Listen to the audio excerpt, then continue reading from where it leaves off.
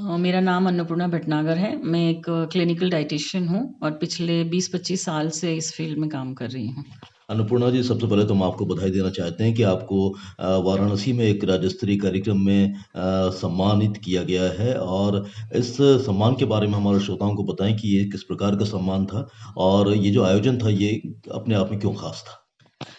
ये एक आईएपीएन करके हमारा एक एसोसिएशन है, Indian association for parental and nutrition करके। तो ये हर साल ऑल इंडिया कॉन्फ्रेंस होता है अलग अलग जगह पे। तो ये इस साल वाराणसी में आयोजित किया गया था। तो ये बेसिकली बहुत सारे कैटेगरीज में अवार्ड्स दिए जाते हैं, community health, freelancer, hospital based. तो इसमें हमारे 3-4 राउंड्स होते हैं जिसमें जूरी के सामने प्रेजेंटेशन वगैरह करना रहता है। तो ये डिस्ट्रिक्ट लेवल, स्टेट लेवल और नेशनल लेवल के अवार्ड्स होते हैं, तो जिसमें मुझे एमपी स्टेट के लिए ये अवार्ड दिया गया है। तो ये तो बहुत आप बधाई की पात्र हैं। पोषण की बात करें, डाइट की बात करें और लगभग 25 साल हो गए आपको इस फील्ड में काम करते हुए। ये डायटीशियन बनने का प्लान आपके मन में कैसे आया और क्यों आप इस तरफ उन्मुख हुई? मुझे हमेशा से कुछ मेडिकल फील्ड से रिलेटेड करना था, जिसकी वजह से जिससे हम दूसरों के लाइफ में कुछ चेंजेस कर सकें किसी भी तरह से। और मुझे लगता है पोषण के मात्र तो और अच्छी चीज़ कुछ हो ही नहीं सकती है। हम कोशिश करते हैं कि जितने से ज़्यादा लोगों को दवाई मुक्त करें, या तो दवाई कम ले या तो बिल्कुल ना लें। और इससे पोषण के थ्रू तो इससे अच्छा तो और कुछ भी नहीं हो सकता है। तो मुझे अच्छा लगता है जब क्लाइंट्स आते हैं और उनसे हम बहुत सारे क्लाइंट्स की हमने दवाइयाँ बंद करी है, डिसीज़ को रिवर्स किया है, तो बस खुशी मिलती है। अन्नपूर्णा जी, डाइट को लेकर हमेशा से ही बातें की जाती रही हैं कि आपकी रोज़मर्रा की ज़िंदगी में आपकी डाइट बैलेंस्ड हो, उसमें सभी मिनरल्स हों, आयरन हो, इस तरह की चीज़ें हों ताकि हम अपने जीवनचर्या को संतुलित रख सकें। डाइट को भी अभी हम यदि डिवाइड करना चाहें तो कितने पार्ट में डिवाइड कर सकते हैं? किस तरीके की डाइट होनी चाहिए? देखिए, वो डिपेंड करता है कि आपके क्या आपका ये बैकग्राउंड है, क्या डिसीज़ कंडीशन है, कुछ है। बट अगर हम एक बैलेंस्ड मील का देखें, अगर जिसके अंदर सब कुछ होना चाहिए, जिसे हम न्यूट्रिएंट्स कहते हैं, पोषण तत्व जो हैं, तो उसमें जैसे carbohydrates, protein, fats, vitamins, minerals, fibre, ये हमारे 5-6 चीज़ें मेन होती हैं जो हम फूड ग्रुप्स को बोलते हैं। तो अगर आप एक बैलेंस्ड मील की बात करें, तो ये सारी चीज़ें एक प्लेट पे आपका होना चाहिए जब आप मील्स लेते हैं तो। तो आपने क्या महसूस किया है कि अब वर्तमान में लोग अपनी डाइट के प्रति कितने जागरूक हो रहे हैं और इस लेकर किस प्रकार से एक मानसिकता बदली है एक व्यक्ति की? देखिए, पोस्ट कोविड तो बहुत बदली है, लोग बहुत ज़्यादा अवेयर हो रहे हैं। बहुत सारे लोग मेडिसिन्स नहीं लेना चाहते हैं जिसकी वजह से हमारे पास आते हैं। लेकिन एक उसका नेगेटिव इफ़ेक्ट भी ये हो गया है कि सोशल मीडिया पे ओवर एक्सपोज़र हो गया है। बहुत सारा कन्फ्यूजन क्रिएट किया जा रहा है, एक चीज़ को लेके 10 धारणाएँ होती हैं।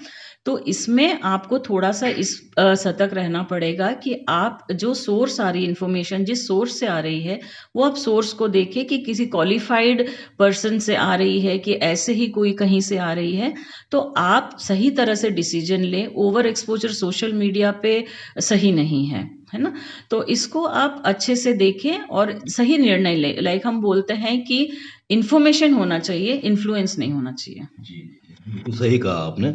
और प्रधानमंत्री श्री नरेंद्र मोदी जी ने भी अभी अपने मन की बात में ज़िक्र किया है कि वर्तमान में मोटापा काफ़ी बढ़ता जा रहा है। ओबेसिटी के हम बहुत सारे लोगों को देख रहे हैं। तो और उन्होंने ये भी अनुरोध किया है कि हम अपनी डाइट को संतुलित बनाएँ, तेल कम करें और आप वेट वेट लॉस पे भी काम करती हैं। तो आप माननीय प्रधानमंत्री जी की इस बात से कितना इत्तेफ़ाक रखती हैं और इस दिशा में खुद किस प्रकार से लोगों को जागरूक कर रही हैं? देखिए, बिल्कुल सहमत हूँ और ये होना भी चाहिए। आजकल जिस तरह के कंडीशंस में हम काम करते हैं, फ़िज़िकल एक्टिविटी कम है, 12-13 घंटे हम ऑफ़िस में एक जगह पे बैठे रहते हैं, बिल्कुल भी मूवमेंट्स नहीं होते हैं, जिसकी वजह से सिर्फ़ ओबेसिटी ही नहीं, हमारी बहुत सारी लाइफ़स्टाइल डिसीज़ेज़ जिसको हम बोलते हैं, जैसे डायबिटीज़, हाइपरटेंशन, ये सारी चीज़ें भी बहुत धीरे-धीरे इंक्रीज़ होती जा रही है।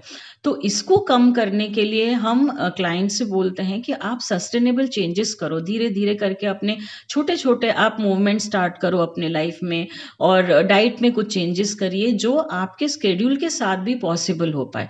तो सस्टेनेबल चेंजेस हम उनको बोलते हैं जो आप लंबे समय तक या लाइफ लॉन्ग आप कर सकते हैं। ये नहीं है कि शॉर्ट टर्म गोल्स पे वर्क किया बट लॉन्ग टर्म हेल्थ पे काम करना चाहिए। तब जाके आप अपने हेल्थ को लाइफ लॉन्ग ठीक कर सकते हैं।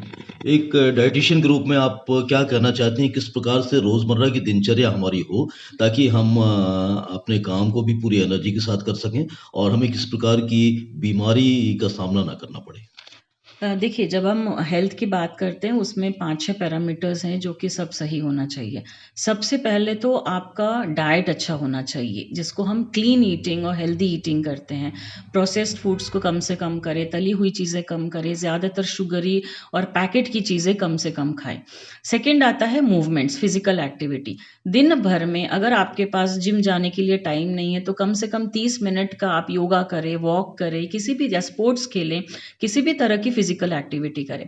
तीसरा आता है स्ट्रेस मैनेजमेंट, क्योंकि हम इतना ज़्यादा स्ट्रेस में रहते हैं, जॉब को लेके, बच्चों को लेके, सब चीज़ को लेके। जहाँ तक है स्ट्रेस को मैनेज करें। स्ट्रेस एक बहुत बड़ा फैक्टर है आपके हार्ट डिसीजेस, डिप्रेशन, एंजाइटी, इन सब चीज़ों के लिए। और सबसे अच्छा आता है आपका स्लीप, सबसे इम्पॉर्टेंट है स्लीप।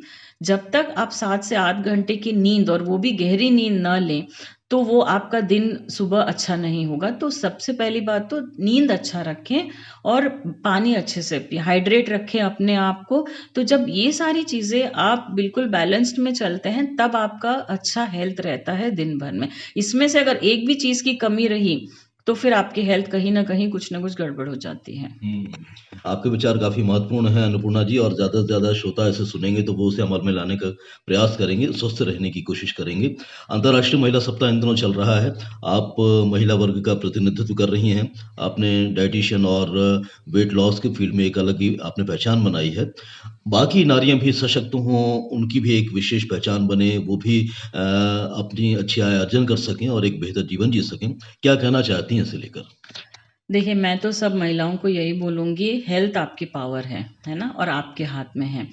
और इवन अभी हम 2025 में भी बहुत सारे महिलाएँ अपना छोड़ के फैमिलीज़, बच्चे, इन सब में इम्पोर्टेंस ज़्यादा देते हैं, जो कि गलत नहीं है। बट मेरा ये मानना है कि आप खाली कप से दूसरों का कप नहीं भर सकती हैं। तो पहले अपना ध्यान रखें, अपने हेल्थ का ध्यान रखें। सिर्फ फिज़िकल ही नहीं है, महिलाओं का मेंटल हेल्थ भी बहुत ज़रूरी है। तो जब आप फिज़िकली, मेंटली सब स्ट्रॉन्ग रहेंगे, तो आप घर भी देख सकते हैं, फैमिली भी देख सकते हैं, और आप सब चीज़ का कर सकते हैं। तो वर्क लाइफ बैलेंस रखना है हेल्थ को साथ में लेके। तो सबसे बड़ी बात तो महिलाओं को यही संदेश है कि वो अपने हेल्थ को निग्लेक्ट ना करें और अच्छे से अच्छा अपना ध्यान रखें, ताकि आप अपने घर वालों के लिए, सबके लिए एक इंस्पिरेशन बने। और आप जब अपने आपके पास जो पेशेंट आते हैं या फिर आपके पास जो लोग आते हैं, आप जब उन्हें संतुलित आहार के बारे में बताती हैं, वेट लॉस कम करने के उपाय बताती हैं और जब परिणाम आपको अनुरूप मिलते हैं, तो वो खुशी आप किस रूप में बयाँ करना चाहती हैं? देखिए, हमारे लिए हम वैसे ही हुआ कि एक बच्चे को अच्छे मार्क्स मिले और टीचर को अच्छा लगा, तो बहुत खुशी मिलती है। हमने बहुत सारे लोगों के प्री डायबिटीज़ को रिवर्स किया है, थायरॉइड में मेडिसिन्स को कम किया है। बहुत सारे आजकल यंग लड़कियाँ आती हैं जिनको पीसीओएस, पीसीओडी आजकल बहुत कॉमन हार्मोनल प्रॉब्लम्स हो रही हैं, हमने उनको रिवर्स किया है, वो भी बिना मेडिसिन्स के, ओनली थ्रू न्यूट्रिशन। तो ऑफ कोर्स बहुत अच्छा लगता है, और हम चाहते हैं कि जितने ज़्यादा से ज़्यादा लोग मेडिसिन फ्री हों, जैसे मैंने बोला, बिल्कुल दवा मुक्त हो जाएँ, जी। और अपना जो भी हेल्थ है सिर्फ न्यूट्रिशन, फिजिकल एक्टिविटी, स्लीप से ही अपने आप को हेल्दी रखें। बहुत अच्छे विचार अनुपमा जी आपने व्यक्त किए और हम समझते हैं कि ये बहुत ही महत्वपूर्ण चर्चा है जो लोगों को लाभान्वित करेगी, उनके लिए उपयोगी होगी। इतना समय आपने हमें दिया, उसके लिए हम आपके बहुत-बहुत आभारी हैं और अंतर्राष्ट्रीय महिला दिवस की शुभकामनाएँ देते हुए इस बातचीत को संपन्न करते हैं। Thank you so much. Thank you so much.